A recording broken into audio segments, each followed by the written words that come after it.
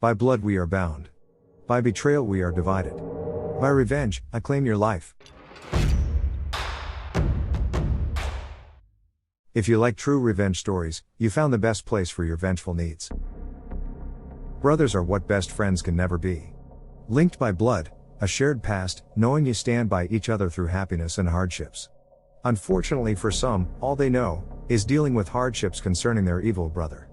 Some brothers, especially like in the last story, seem to be driven by an itch that can only be relieved when making their siblings suffer.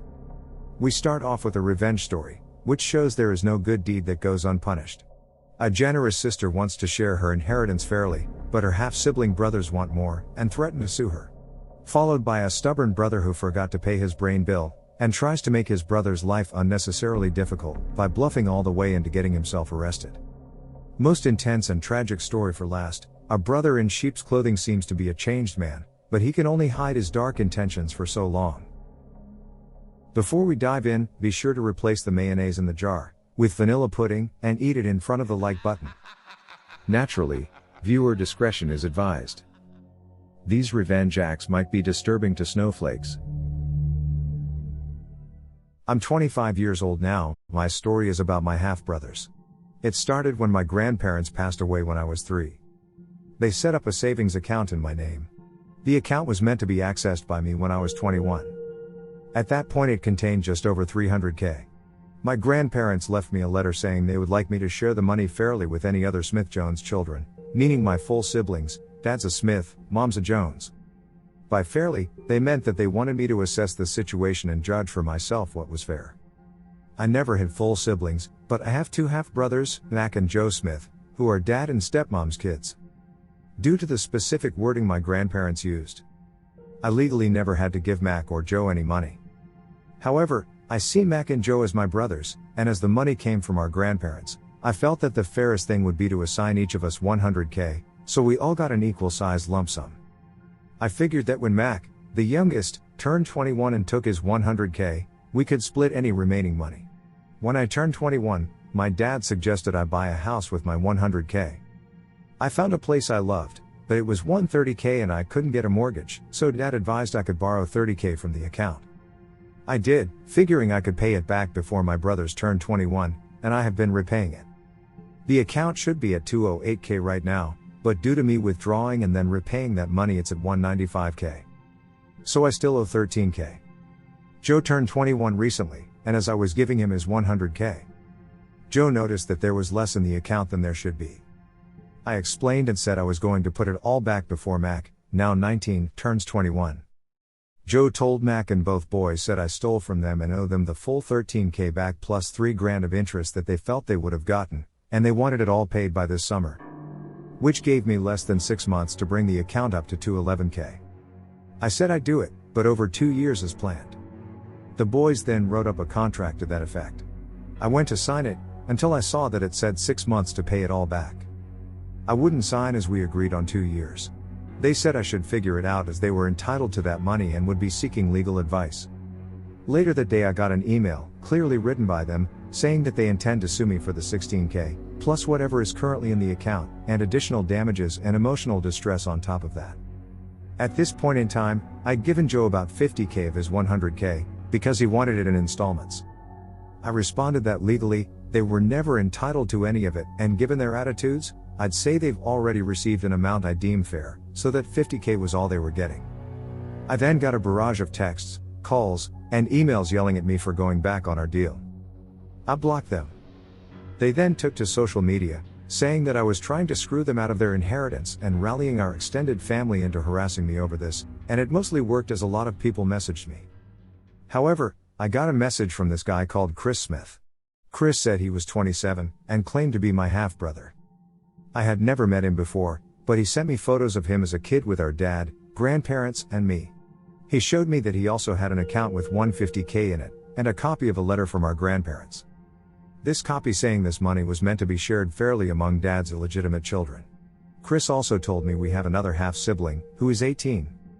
He'd been looking for me for a while, but only found me when Dad shared Joe's post which had me tagged.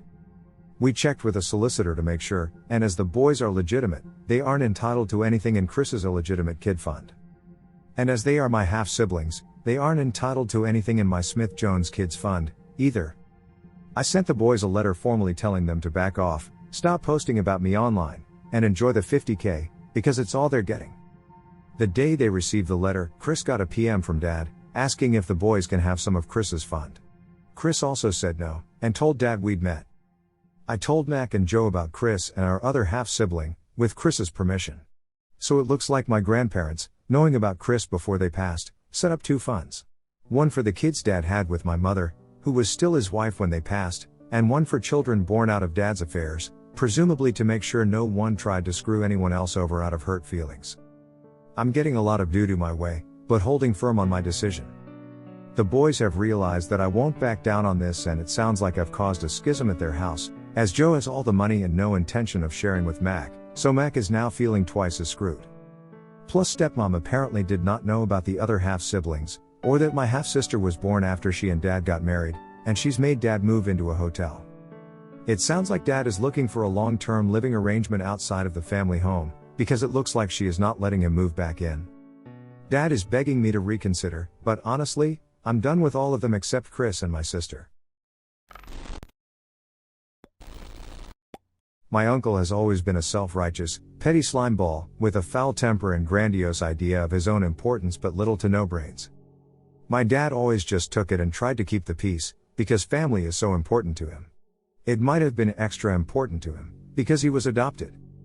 This is the story of how my uncle finally pushed my dad too far and ended up getting arrested for causing troubles. As background, my dad and my uncle are neighbors in a rural community of 600-ish people. My dad built the house my uncle lives in and sold it along with a small plot, so my dad's remaining land is about 6 acres and runs along the side and the back of my uncle's smaller property. My uncle is a dealer for HVAC units. My dad is in the HVAC business and would buy some things from his brother. Even though his brother's prices were higher and he had a more limited inventory than other dealers, he would choose his business in order to help him out. My dad also rented a building his brother owned and used it as his shop/office. He only rented the building and parking lot, but in the field out behind the shop, my uncle and my dad both would collect old HVAC units.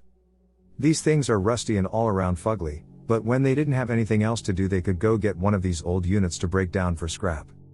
This story starts when one day my dad went to his brother and said he needed a certain unit, but his brother quoted him a really high price and also couldn't deliver in the time frame my dad needed. So my dad called up another dealer he works with and then that guy had a unit on hand to give him for a much lower price. A no-brainer. My uncle found out about this somehow. Dudes in the HVAC business are apparently like gossipy teenage girls. He confronted my dad, basically giving him an ultimatum, that if my dad wouldn't commit to buying 100% of his units from my uncle, then my uncle wouldn't sell him anything. I already told you my uncle is a few fries short of a happy meal. So my dad didn't say anything to his brother, but he took him at his word and stopped buying anything from him. A month or so later my uncle showed up at my dad's shop and confronted him again, wanting to know why my dad hadn't ordered anything from him that month. When my dad told him why, my uncle exploded. They apparently had a screaming match, and in the end my uncle announced that my dad was no longer his brother. No longer his brother. They were no longer doing business together, and my dad was evicted from the shop. I will note that legally my dad was not evicted, because evicting him would have required a legal notice, a certain period of time, etc. But my dad was over it, so he complied and began converting the barn at his house into his new shop. So my uncle, who apparently had thought my dad would not call his bluff, showed back up at the shop a few days later and informed my dad that he also has to move all of the old HVAC units scattered around in the field behind the property, or he would sue my dad for the cost of removal. Now, this too probably had no legal power, since my dad's lease was only on the building, not the field, and my uncle contributed to it and used the old units as communal property. But you have to know something about my dad. When my dad is pissed off, he is really pissed off. So he agreed to move the old units. He took his tractor over and loaded each one onto his flatbed trailer, drove out behind his barn, and painstakingly arranged hundreds of rust bucket fugly old HVAC units an inch or two off the property line, at the back of my uncle's house. Note that my dad could not see these things from his house due to the way his property is set up, but my uncle had a crystal clear view of them from his backyard. My uncle started being even more of a creep than usual and was always spying on my dad's house, so my dad decided to build a privacy fence down the side of his property, that runs along my uncle's property, but not the back of the property where the HVAC units are. The fence guys arrived and worked for a few hours before my uncle came screeching into his driveway and exploded out of his truck already screaming. Apparently these poor fence guys had laid posts or tools or whatever, temporarily on his side of the property line as they were building the fence. So my uncle called the police, who basically told the fence guys, "Okay dudes, just don't put anything on this crazy man's property," and left. The next day someone left a hammer across the property line, so here comes my uncle screeching at them again. He called the police again, but by the time they got there the guy had already moved his hammer, so the police were just annoyed by this point, but could only warn them not to do it again. Later that afternoon, my uncle called the police a third time. I kid you not. This time he wanted to report that my dad had stolen a backhoe from him. Like one that attaches to the back of a tractor. One that, again I kid you not, my uncle had given to my dad 2 whole years prior, because my uncle didn't even have a tractor big enough to attach the thing to. The cop were not amused when this story came to light, and since it was the same cop who'd been there earlier that day, she became beyond annoyed at that point. My dad helpfully said, "Come get the backhoe if you want it," knowing full well my uncle had no way to pick the thing up or haul it, even the few feet to his own yard. My uncle replied that my dad was just trying to trap him and would say he was trespassing if my uncle came onto his land, even though the cop was standing right there when my dad offered in. By the way, this conversation was taking place on my dad's driveway. He then said that he wanted to file a complaint with the police, that basically amounts to a restraining order against my dad. It isn't a restraining order, because it isn't issued by a judge, but the cops treat it that way. It's for habitual trespassers. Annoyed cop helpfully informed my dad that this would mean that even if my uncle texted or emailed him and invited him to come over to his house to discuss things, even if my dad had that written proof he'd been invited, if my uncle called the cops or even took a picture of my dad on his property, he could potentially get arrested for trespassing. My dad said he wanted to file one against his brother too. The revenge part of the story is now upon us. My dad knew full well that his brother had no real clue where the property lines were and was not going to dig up his survey to check. Let me repeat that my stubborn uncle has an IQ of 2, and it takes 3 to grunt. He only knew where the lines were, because my dad knows exactly where they are by maintaining wooden poles in the ground along his property lines. So when his brother was away for a few days, my dad moved all of the old HVAC units along the property line over further onto his own property by a few feet and moved the poles back the same distance. So basically it looked the same as it had before, except it looked like the property line was a few feet further back than it actually is. He then placed some random piece of scrap across the fake property line, still on his own property, but it looked like it was across the property line, if all you had to go by were the incorrectly placed poles. He set up a few game cameras aimed at the line, and waited. Sure enough, his brother, who's missing a few buttons on his remote control, came storming out of his house as soon as he noticed this scrap on his side of the property line, crossed the real property line to get a good look at the scrap, and called the police. My dad was waiting for them with his survey showing where the actual property line is, a copy of the report annoyed cop had given him, and game camera footage of his brother clearly trespassing on his land. So the cops proceeded to approach my stubborn uncle, reading him his rights and arresting him. The only way his revenge could possibly have been any sweeter, would have been if it were an annoyed cop who showed up at the scene and arrested my uncle. But alas, he had to make do with someone he and his brother had both gone to high school with, which worked out since it was especially embarrassing for my uncle to be arrested by someone he knew well. And who could make sure everyone else in town knew. In the end, nothing really came of my uncle's arrest, or at least not that my dad has heard about. But it was probably enough for my uncle to get handcuffed, spend a night in jail, and have people know about it, because my uncle hasn't caused any more troubles for my dad, other than generally existing where my dad occasionally has to see his truck drive by. Now my uncle is in a business dispute with his wife's sister and his brother-in-law, so presumably he is trying to take his anger out on another target, who hasn't already beaten him. My stubborn uncle, aunt, cousin and my cousin's wife all unfriended me on social media, so I only know what's going on with them via small town gossip nowadays. My sister was driving down the road recently, saw my uncle in his yard, and waved at him. He turned away like he didn't know her. None of us got an announcement when my cousin's wife had her baby recently. So I think the end of the story is just that we are all dead to my uncle and his family, but he is too afraid to do anything besides pretend we all don't exist. This is my first and probably last post ever, but I need to get this off my chest. I couldn't talk about it before with anyone, but now I feel I can. Only the people who were involved in court know about this, but most of them are already deceased or have fallen ill. This happened 12 years ago. Before I start, I need to clarify some stuff since I'm from Germany. The school system we have is like this: elementary school is from 1st to 4th grade, followed by middle school and high school altogether from 5th to 13th grade, which is then followed with college or university. Since I got into middle school, I had a goal. I wanted to move to a foreign country and get a nice job there after studying something like business management. I set the bar very high, because I grew up in a family of drug addicts, dealers and abusive parents and brother. Because of this, I always put pressure on myself unintentionally. I got to middle school by the age of 9, which was a year earlier than everyone. I got to school earlier since I could already read and write in kindergarten. By the age of 12, I had learned 3 new languages. English to an extent where I could easily talk to Americans and Brits, Japanese like a local elementary student, and Spanish, so I could also kinda talk to Spanish people.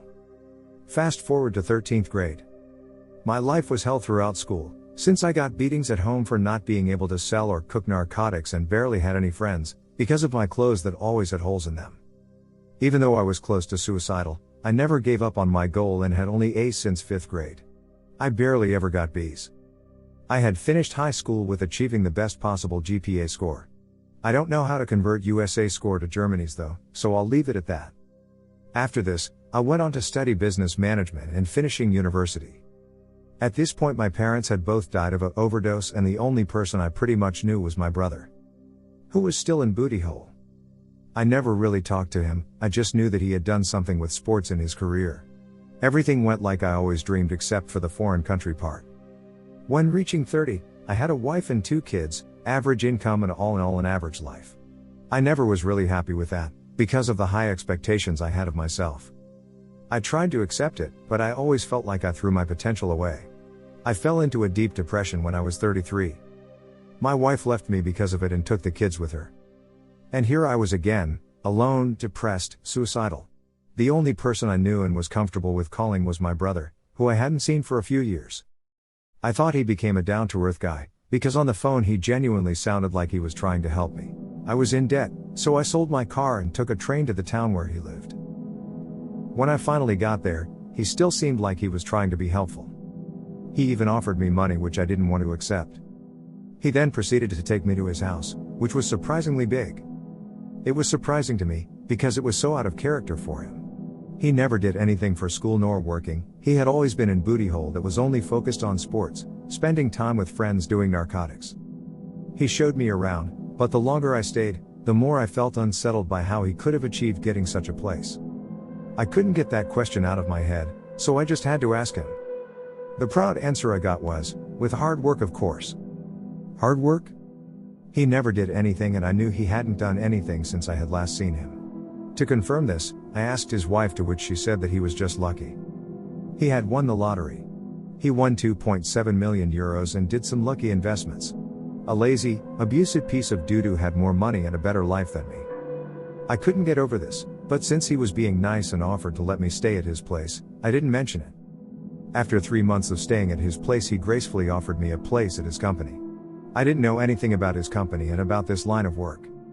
Keep in mind that I was still depressed and desperate. I accepted the offer, and he intentionally gave me a task that was extremely hard to complete. There were workers that had warned me about this dangerously difficult task, but I didn't listen. I didn't listen and tried to do my job assigned to me with good intentions.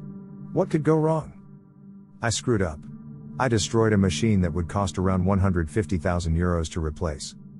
I tried to explain to him that I couldn't give him the money because I was in debt.